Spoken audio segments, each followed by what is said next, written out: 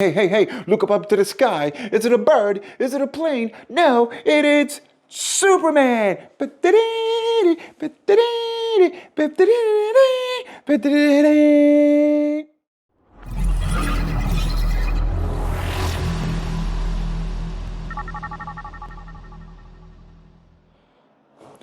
Hey there, crew. Welcome back to another Home Media Bliss episode. In today's episode, I'm actually at the movies. No, actually, I'm standing inside of a cinema of one of our customers' house. This is actually one of our biggest clients, and as you can see, I'm actually inside his cinema, and we have a Sony laser projector up there, and we actually are projecting onto the wall. I believe we're gonna make a future video on this house and about everything that we have done in here. I think it'll probably be 2 videos. But the reason why I'm here, I'm actually flying solo. Justin and Gus, they're in New York City right now. They're replacing a Lutron shade. They're doing some Lutron motorized shade. They're replacing some motors and some programming. So they're at this. I'm actually flying solo. That means I'm the cameraman, the director, the producer, the special effects, the CGI. I'm doing everything all today. And the reason why I'm in this house is because I am performing a service call. We were here last week doing an upgrade, and the client, we were changing the TV, and he wanted 4K.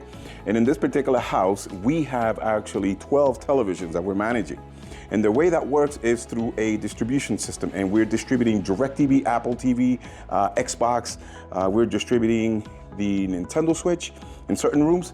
And so what happened was that we were changing the TV in the breakfast room, and we wanted to do a little 4K upgrade distribution. Well, that was the one TV out of the house that did not have 4K. So, you know, I needed to upgrade the firmware on the operating system. And then once I did that, well, guess what? The video distribution system crashed. So I'm here actually performing a service call / installation / programming.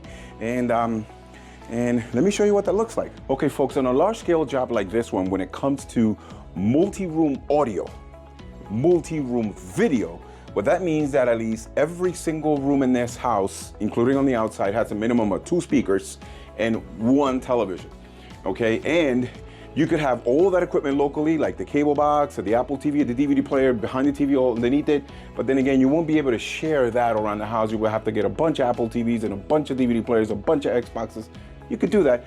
Or you can simplify all that by installing a data rack system over here. So this is an audio video rack where we install all the equipment in here, and from here we distribute it throughout the house. Hence, multi-room audio video distribution. Okay, now I could bore you with all the technical details of this rack, where actually we're having a router, managed IP power, managed switch, where we have VLANs running on. I got a video server. We have Apple TV. Here's actually the brains of the house, which is the Savant Mac Mini. This is the brains of the house. We're also controlling lighting in here. We have DirecTV. We have some multi-room amps. All right, so enough about that. Why don't I kind of give you a bird's eye view of what that means? Now, seeing is believing. So why don't we talk about all the rooms that actually have a TV? Now, the cinema, it's on its own, okay? So the cinema, it's not on the multi-room system. The cinema, it's on its own. It's actually behaving. But let's start with at least one of the televisions. TV number 1, TV in the bar. TV number 2, the TV in the breakfast room, where they get up in the morning and they have their breakfast. TV number 2. TV number 3, the TV in the family room play area. TV number 3. TV number 4, the parents' guest room or the guest room. TV number 4. TV number 5, the bonus room. TV number 5. TV number 6, the master suite. TV number 6. TV number 7, daughter's room. TV number 7, the daughter's room. TV number 8, the other daughter's room. TV number 8, the other daughter's room. TV number 9. TV number 9, the other daughter's room. TV number 9.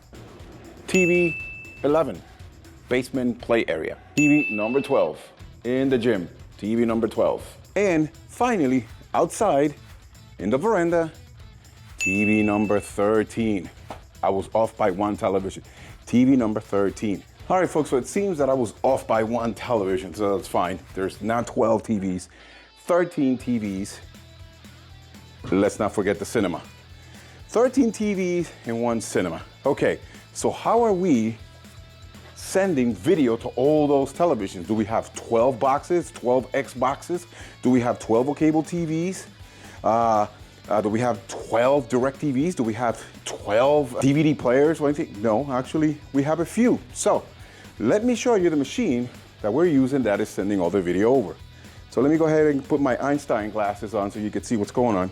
So this is the Savant 8x8 SNL ADL VLC. All right, so if you can see it right here, folks, there's the model number right there.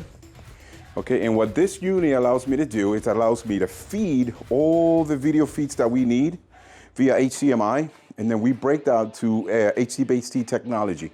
Okay, so why don't I give you a little bit more deep look on how that works. So I prepared our special effects department. Let me take you to my special effects department over here, and we're gonna show you how that works. All right, Fro, this is the front of the machine, and this is the back of the machine. So we have two of them.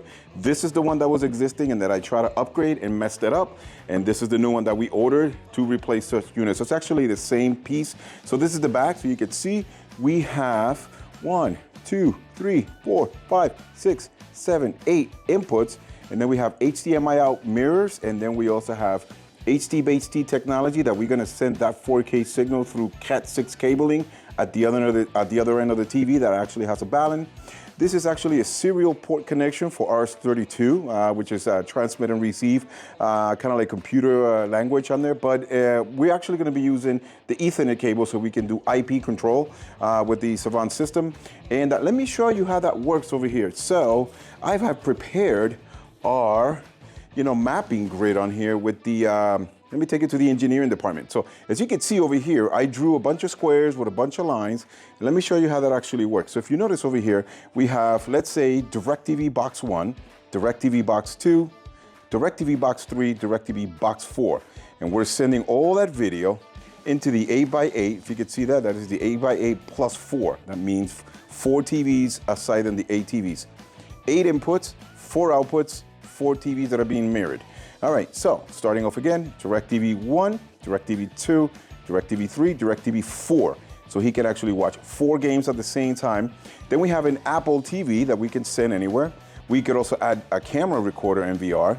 We're actually using IC real time. Then we can put a gaming device of some sort in there, okay, depending on the distance between the controller and the device itself. And then we can add a PC device of some sort, or maybe a display, or maybe a DVD player or a Blu-ray. Old school laser disc, okay, whatever. So all that stuff, if you notice, we feed it into this unit. Then this unit, via control system, he decides which TV he's going to send which one he's watching. So let's say we got living room, see, there it is, I actually prepared it for you. Let's say living room TV, he wants to watch that cable box, so then we sent it there. Or living room 3, family room, kitchen TV number 2, basement TV number 4. We got TV 6, TV 5, TV 7, TV 8, so you can see that. Any of these TVs, he could actually send out any of these videos throughout the house, up to 325 feet of cabling.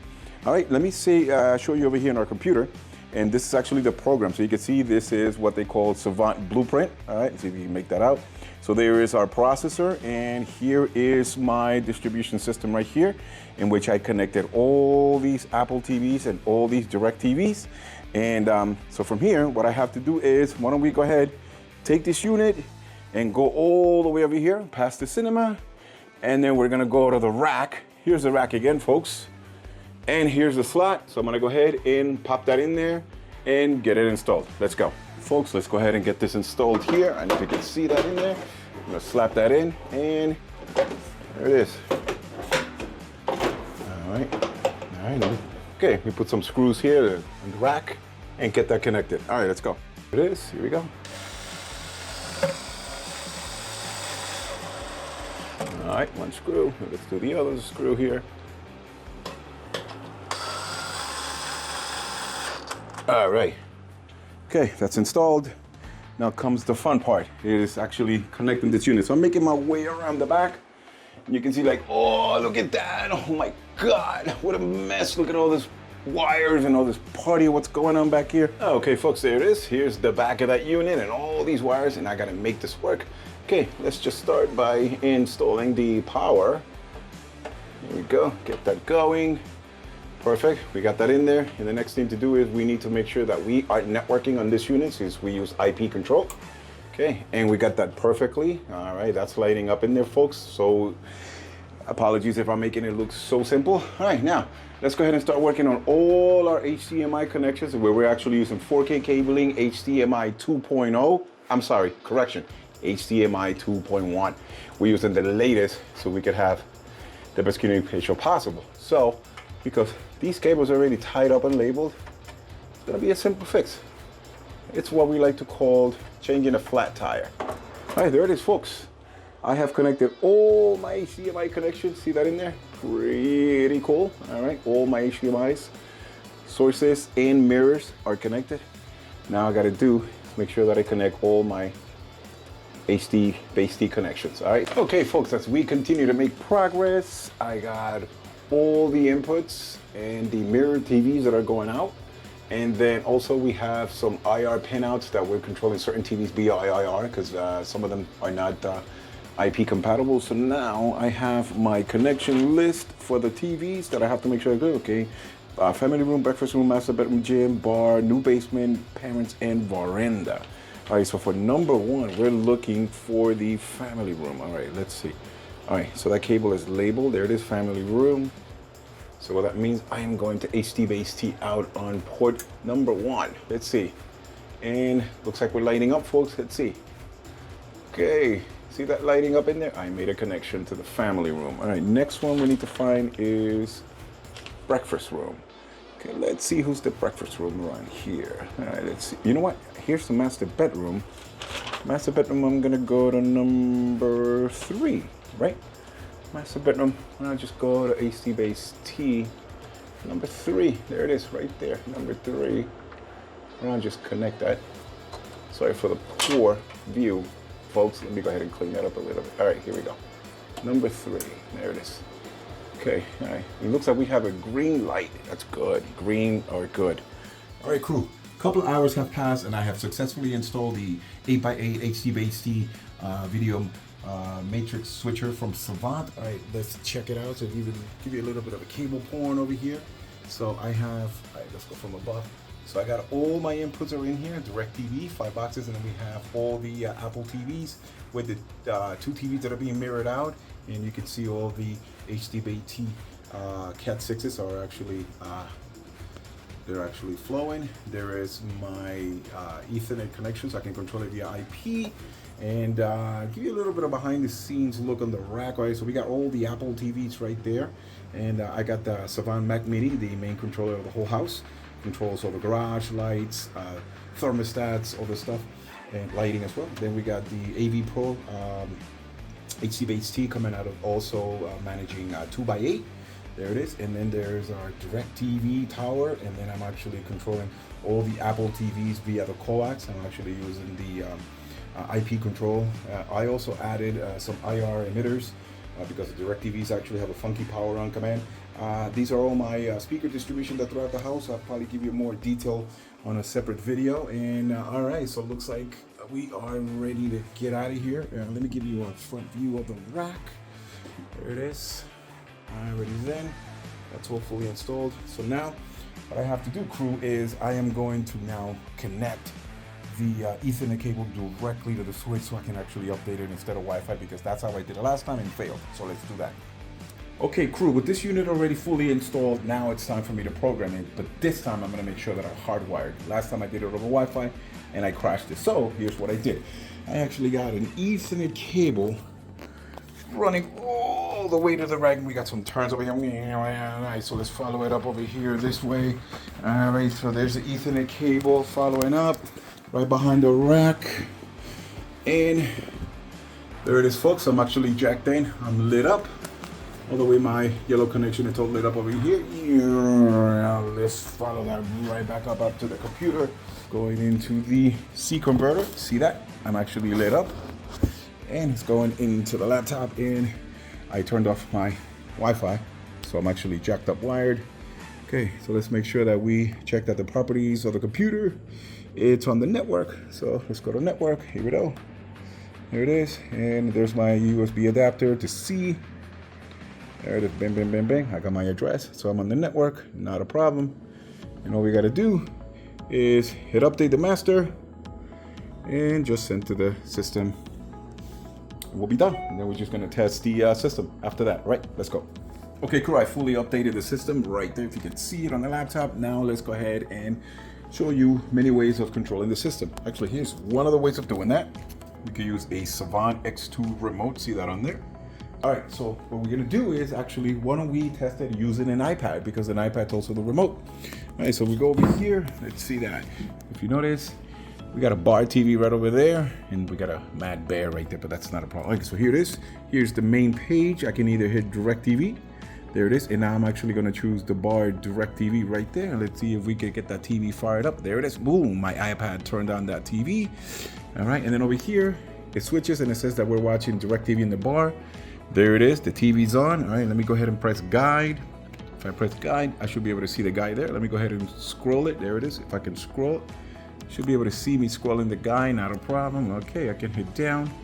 And why don't we test the Apple TV? There it is, and we got the Apple TV in the bar. There it is, and now the TV is gonna switch into Apple TV.